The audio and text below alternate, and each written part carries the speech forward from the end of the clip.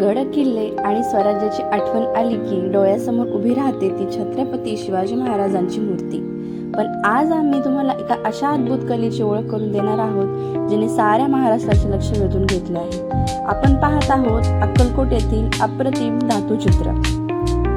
नमस्कार महाराष्ट्र, मी अमूज स्वागत करते अमूज वर्ड या माझ्या यूट्यूब चॅनलवर। टाकाऊ वस्तूंमधून टिकाऊ आणि भव्य निर्मिती कशी करावी याचे उत्तम उदाहरण हे आहे। अक्कलकोटमधील या कलाकृतीमध्ये भंगार किंवा टाकाऊ लोखंडाच्या छोट्या छोट्या तुकड्याचा वापर करण्यात आला आहे। वेल्डिंग आणि बारीक कारागिरीच्या माध्यमातून या कल्पकतेने महाराजांचे रूप धातूच्या चित्रातून जिवंत केलेले आहे। या भव्य अशा प्रदर्शनामध्ये तब्बल 81 धातुचित्रांद्वारे छत्रपती शिवाजी महाराजांचा संपूर्ण जीवन प्रवास उभा करण्यात आलेला आहे। महाराजांचा जन्म, स्वराज्य स्थापनेची शपथ, विविध लढाया, आग्रा सुटका, राज्याभिषेक आणि अनेक ऐतिहासिक प्रसंग या धातुचित्रातून जिवंत झालेले दिसतात।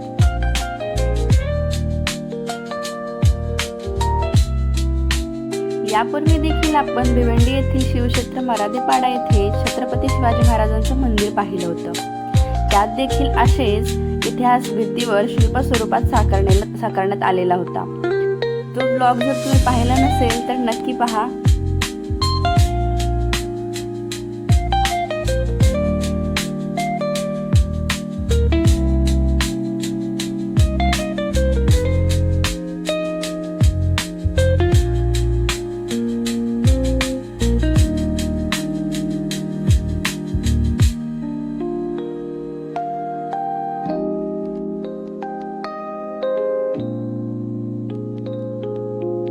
लोखंडासारख्या कठीण धातूतून शिवरायांचे धैर्य, पराक्रम आणि त्यांची कणखर वृत्ती या कलेतून प्रतिबिंबित होते। हे धातुचित्र केवळ एक कलाकृती नाही, तर ती स्वराज्याच्या विचारांची ताकद आहे।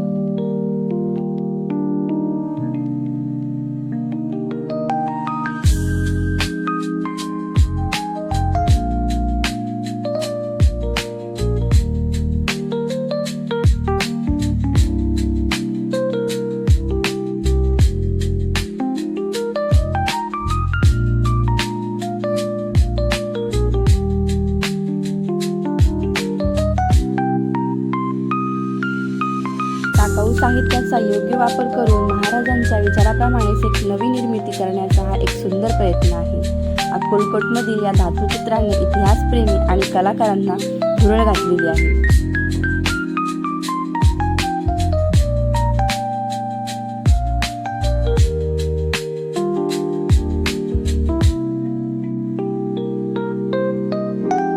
जर तुम्ही अक्कलकोटला गेलात तर या भव्य कलाकृतीचे दर्शन नक्की घ्या। अशा या महान राजाला आणि त्याच्या कल्पकतेला आमचा मानाचा मुजरा। जय जिजाऊ, जय शिवराय।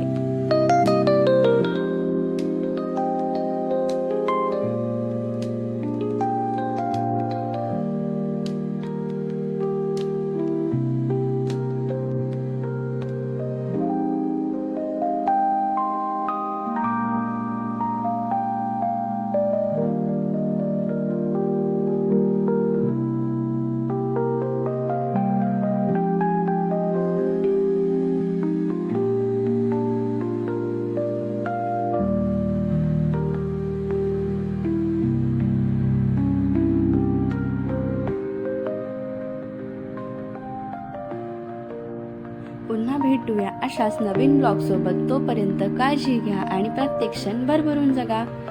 Bye bye.